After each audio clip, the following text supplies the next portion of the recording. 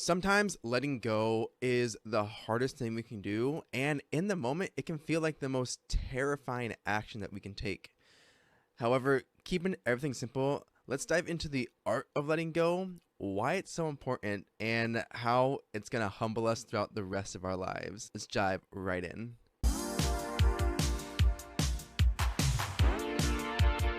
Welcome to the Keeping Everything Simple podcast. I'm your host and fellow student, Michael Klukas, and in this show, we boil down complicated topics into simple, actionable tips. So, starting off with the first segment of the show here, the complications, we want to hold on to what we know, and we are often drawn back to what's familiar. We, as humans, love our comfort zones. It's something that we can't really deny because when we are in our comfort zone, we feel safe, we feel secure. The problem is that's not always healthy. And starting off with that, the first complication is the comfort zone itself. So they can be helpful when getting used to a new environment. If you have a certain action that you're comfortable with, if you are able to get some sense of security and peace before diving into a new situation because of a comfort zone, that's a good thing because it helps you. But it can also be very limiting when we don't ever go beyond our comfort zone. If we only ever feel safe and only ever feel encouraged when we are inside a little bubble, then we are limiting ourselves to so many different experiences and keeping ourselves from being able to have new experiences that would essentially push the limit of who we are as people. And a great example of this, honestly, is Sheldon Cooper from The Big Bang Theory and his seat on the couch. So if you haven't seen the show, I recommend it. But he has a certain spot on the couch that he does not want to give up. That is his comfort zone. His friends know it. He knows it. But there are points throughout the show where it's poked at, where it's like, someone's going to steal the cushion of his seat. Someone's going to do something to his spot on the couch because his comfort zone is there.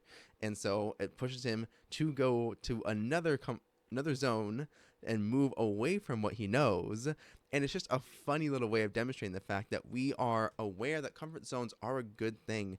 But also, if we don't actively work to push the bounds of them, then we're going to stagnate and not be able to grow as individuals. And that's something that we want to make sure that we are always doing, is that we're always growing, we're always experimenting, and we're always learning new things about ourselves.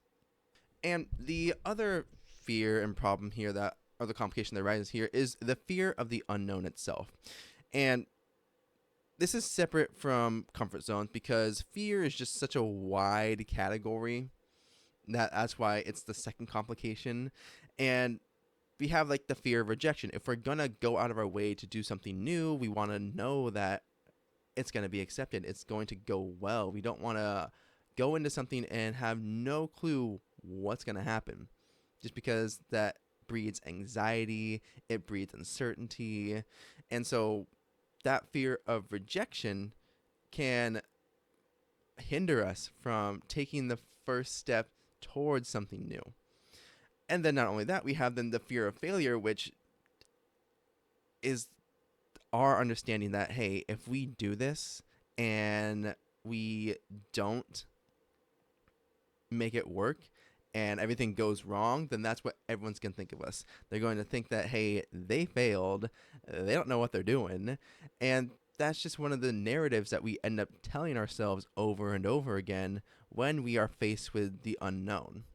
And not only that, fear is helpful, but it can hinder us because there's also the flip side of the coin here where it's called the fear of success. Now, I know that sounds a little weird, but hear me out. Because we have the fear of failure, so if we try something new and we fall flat on our face, everybody sees it, which is definitely never a fun thing, but everyone sees that we weren't able to accomplish what we thought we would, the results didn't come out the way we hoped, then again, the narrative that we feed ourselves is, oh wow, they're gonna think about this, think I can't do this, they're gonna think less of me forever. The flip side being, we'll stop ourselves from doing something from the fear of the unknown because we don't know what's going to happen if we actually succeed. if you were to say start a business or you were trying to get a side hustle off the ground and your fear of success becomes, wow, I don't know what my friends are going to think of me if this goes well. I don't know how they're going to treat me if I start succeeding in this aspect of my life. I don't know what I'm going to do if I start changing because of success here. And so we have these innate fears because ultimately it's all tied back to when we don't know what's going to happen, we will have just bouts of anxiety around the subject itself or around the experience itself and just hope that things will at least stay the same or feel the same after that new event has passed. And so it's a little bit tricky, but even though fear again is helpful, we have to be careful that we aren't allowing it to essentially consume our entire lives and stopping us from becoming who we should be and who we can be. And real quick, if you watch this on YouTube, make sure that you do leave us a like and subscribe to the podcast while you are down there. It helps us out so much, and I greatly appreciate it. If you're listening to us on a podcast app of choice, leave us a 5-star rating, give us a follow, so that way you'll know every time a new episode hits your feed. Let's dive right back in. Now, the other complication is sometimes we honestly just don't know better. And when I say we don't know better, it's this idea that, say someone lives somewhere where it's only ever sunny, it's 80 degrees all year round, and they never have to like wear a coat or anything because sunshine's always out. They get a great tan. Lucky them. I'm naturally tan. I probably shouldn't say that. But they probably don't understand this idea of, like, say, driving in the rain or the snow. So the way I address that is it's because they don't know any better. They don't know what life is like for someone else. Because the inverse could be someone who is used to driving in rain and snow and hail, then they are able to take those skills and transition that into the other person's environment, but they may not understand certain aspects of that person's world because maybe they aren't used to that level of heat, the level of heat exhaustion, the level of sunlight headaches where you're just looking at the white cars in the sun getting blinded every single time. It's just sometimes we don't know better based off of someone else's experience, and we don't know what that experience is going to hold for us. And the great example also is that sometimes the videos or TikToks that show how a certain standard of living has been for someone their whole life, but their partner was in either a different class of living or they just experienced an entirely different style of living. And sometimes they don't understand it until they interact with the parents and think, oh, this is what you were talking about. This is the experiences you had and the stories and narratives that you grew up with. This is very different. And the reason I emphasize this as a complication is if we never ask good questions, if we never let ourselves try to get, again, outside the realm of our comfort zones, dive a little bit more into the unknown, we won't ever be able to really understand what someone else is talking about, what someone else has experienced, what we might experience for ourselves, because we don't have the variety of knowledge needed to really put ourselves in someone else's shoes. And that will, of course, breed its own host of problems. And so comment down below, how do you feel trying to let go of something as complicated in your life, from letting go of narratives, letting go of comfort zones, letting go of fear? Comment down below. But let's dive into the second segment of the show here, the double down. Yes, I did change the segment name. We're going to roll with it. Let me know if you got also in the comments if you like that or you have a different name for it. So we're going over the fact that for myself, I've faced internal conflict for letting go of things that didn't really enhance or add value to my life, and that's caused its own host of problems. The very first one here is the idea of old identities. So I am different now at 24, very much so, than I was at 15, because there's the obvious changes. I have grown up, I've grown older, I have physically changed, and there's the less obvious things. My mental health, the way I perceive the world, the way I take in new ideas, and the way I interact with new information. These are just things that have changed throughout the years that you can't really see. but they exist and they're there. And that has helped form this new identity while still acknowledging where I came from and what my old identity and thought process was. And so, old identities, though, are also often attached to older narratives. Now, when I talk about older narratives, this is just the stories, again, that we tell ourselves or that we ourselves have been told over and over again. So, I say this as more of a trigger warning in some aspects, because for some people, they've had parents in the past who never said a good word to them, never said, hey, you did a great job, I'm proud of you. Or they had friends that did the same thing where it's like, hey, dude, you're stupid. Why are you like this? And I will put quote unquote there because the problem there is that that fed into the narratives that we had as kids. Anymore, social media now takes kind of this role as well, unfortunately, because we have just the comparison trap going off 24/7, where we have people who can be our age, younger, older, who are traveling the world, looking successful, doing the things that we want to do, and our narrative becomes, wow, I can never be like them. I'm not enough. I'm not smart enough. I'm not beautiful, handsome enough. I'm not competitive enough. Whatever the situation is, then we have narratives that get fed into us. And that becomes a struggle when that becomes entangled with our sense of self and our personality. Rather than being able to let those narratives go, we can latch onto them because it's just what we know. So same as I said before, we don't know any better at that point in time. So of course, when I was 15, I had my own series of narratives that definitely did not serve me in any way whatsoever. And I've had to learn to let them go. I've had to learn to rewrite them and adjust them. And that's something that you guys have to do as well. And the problem here, though, is the fact that old habits die hard. And when I say they die hard, I mean they die hard. So everything needs context, and habits are no different. Because, again, when I talked about me being different from 15 to 24, the habits I had as a 15-year-old were definitely related to how I was living my life. So as I don't know if I mentioned this on the podcast before. I'm pretty sure I have. The fact that when I grew up, I was very much so overweight for my age. When I entered into 6th grade, so at 11 years old, 12 years old, I weighed 200 pounds, and that's definitely not healthy for a kid. And I had something throughout middle school and high school that I called my obesity drawer, which was just this drawer filled with cosmic brownies, Doritos, Reese's peanut butter cups, a lot of Twizzlers as well. But it was just these snacks and food. And the context for myself was, well, I'm active every single day. I still did sports, which was funny enough. But that was the context and the habit that I had. I was like, I'm going to eat because it's just what I do when I study, when I read, when I play games. I'm just sitting here eating. Not a good combination. But it had to change as I grew older and as I realized, okay, I want to keep eating my snacks. I want to have my snacks. But I don't necessarily need to keep doing it in the same way. I don't need to have a drawer just dedicated to me hoarding my snacks like Gollum, just thinking, my precious, every single time I open a bag of Doritos.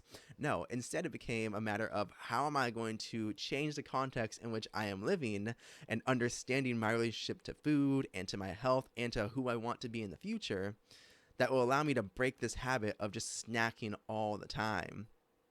And then this bleeds into the second thing, which was the idea of preconceived notions that we aren't aware of. This could be an unknown bias. It can be just prejudice that we unintentionally were kind of raised with.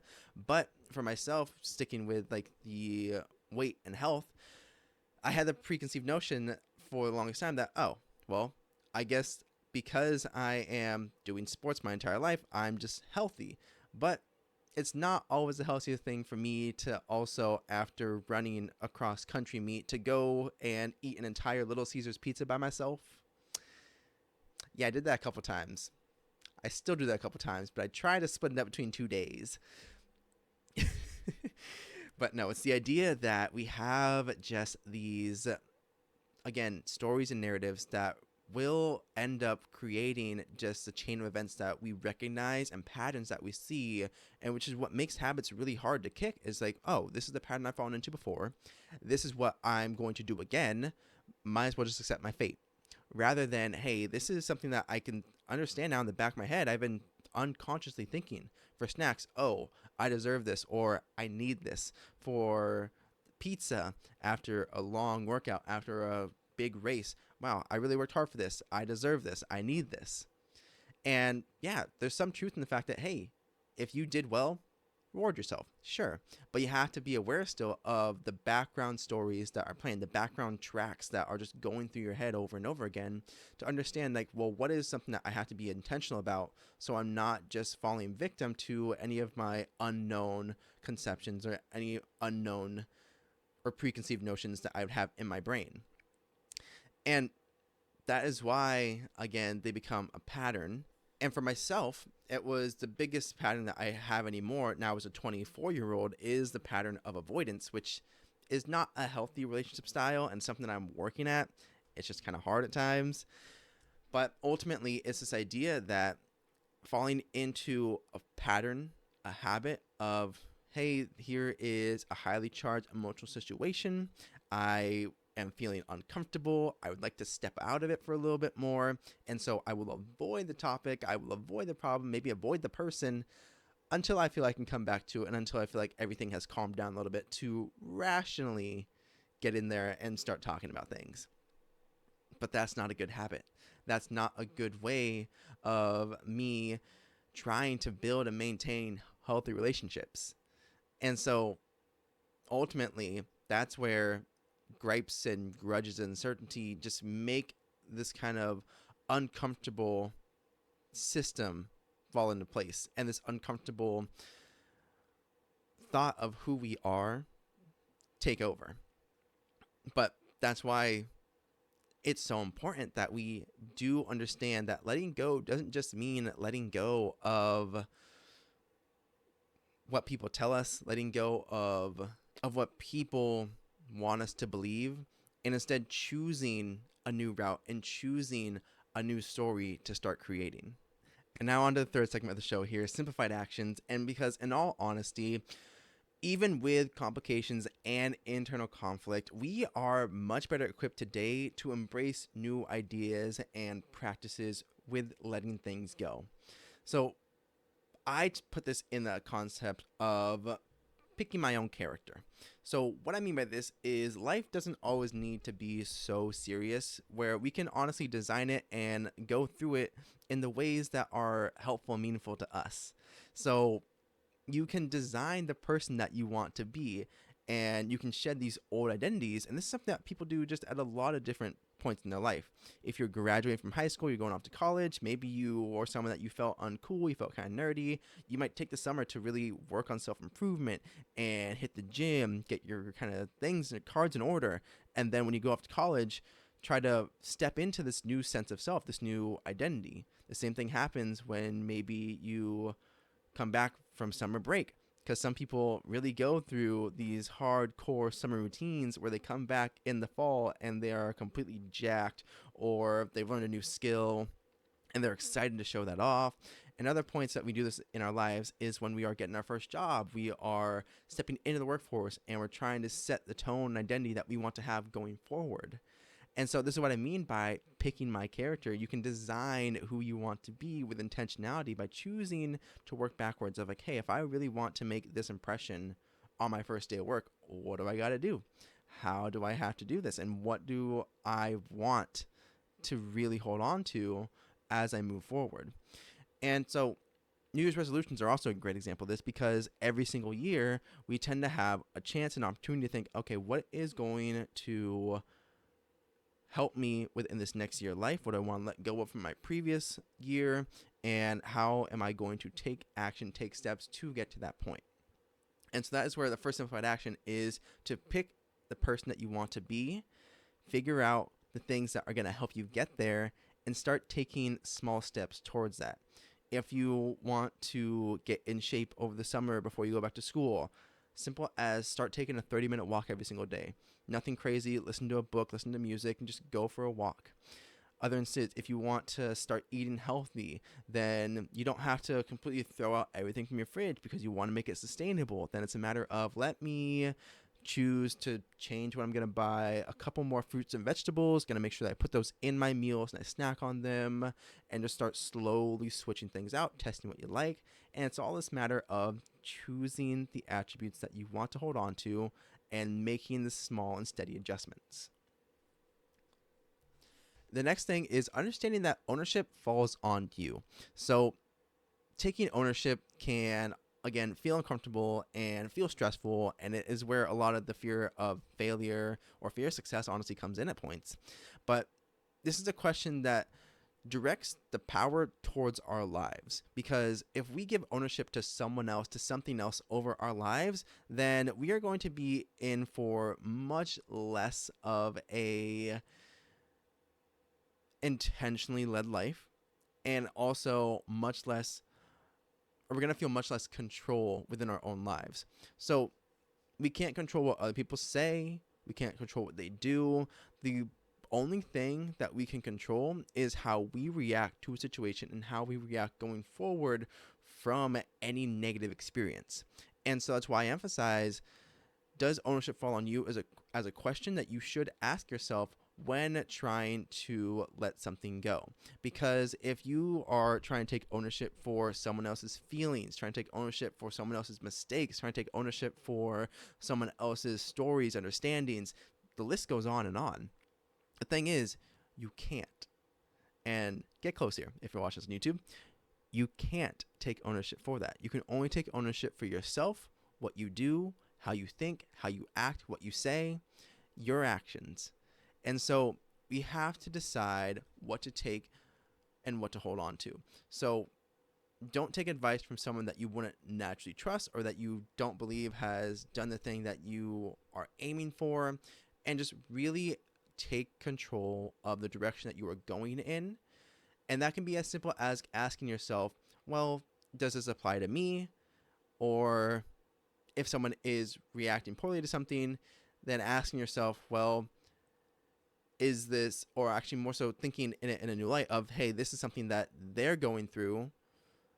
I can support them, or I can also let this kind of ride out, where you don't always have to be the first to step up, but you should be able to take ownership of the situation that you are involved in a way that doesn't make it seem like you are trying to take on something for someone else.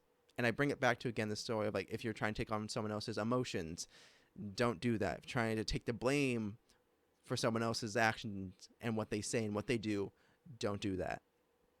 It's ownership over what you can control. And the final simplified action here is what I call embracing the paradox. Now, this one is very important because we have to understand that there are plenty of conflicting ideas, narratives, and stories that are both true that exist in the world. But we have to be able to take conflicting ideas, test them out in our lives, or we will get stuck in our ways. We will get stuck in the same patterns, the same habits over and over again, and we won't be able to properly test out these new ideas and these new understandings that will truly exist and will help improve our quality of life. I'm going to put a article from Mark Manson in the show notes here. I highly recommend that you check it out because it goes over just this wide variety of paradoxes that exist in our lives that we just sometimes don't take enough time to reflect on and work with, because, again, two conflicting ideas can be equally true, or in reality, in most circumstances, it's not two ends of extreme. Most situations and most truths will be found somewhere in the middle. And because life is full of contradictions, you want to have what I call strong convictions loosely held, because you should be open to new ideas coming in and changing your point of view, changing your mind. Because if you are instead having loose convictions strongly held, then you become more and more one-dimensional as the years goes on.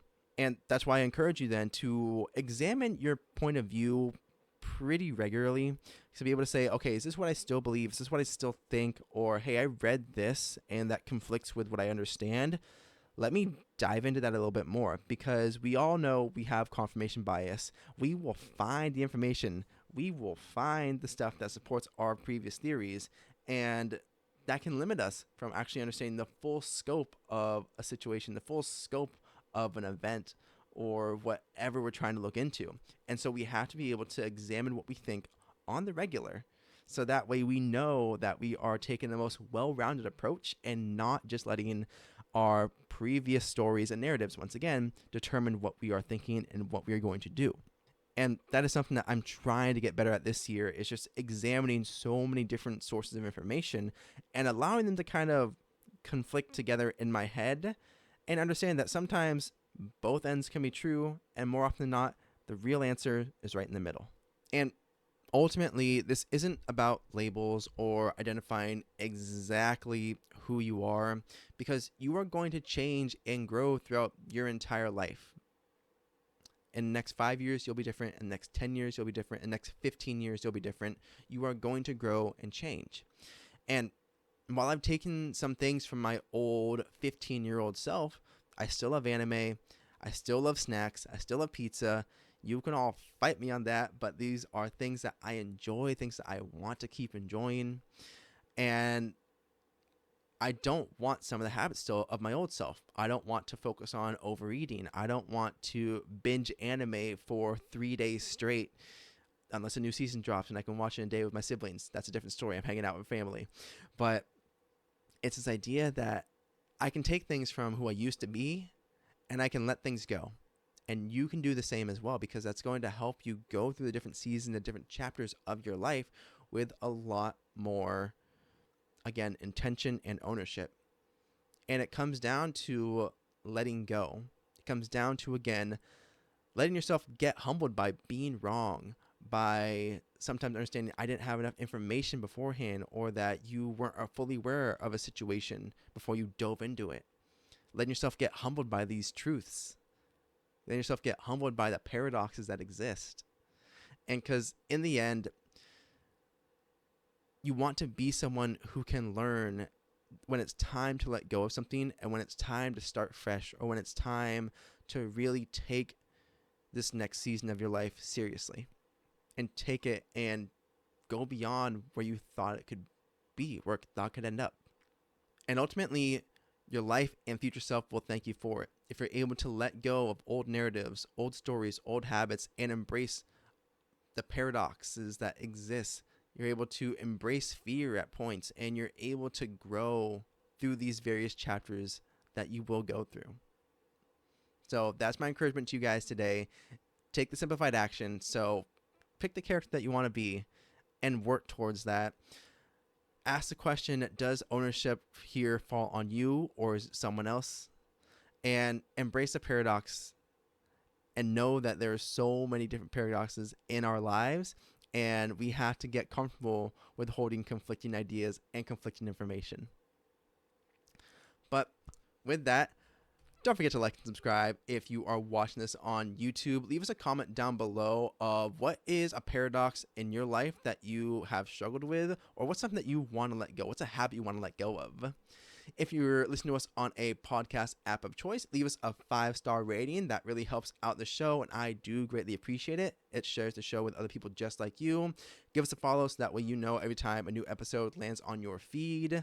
But with that, have an amazing day. You amazing people, keeping everything simple. Go out there and do great things. I'll see you next time.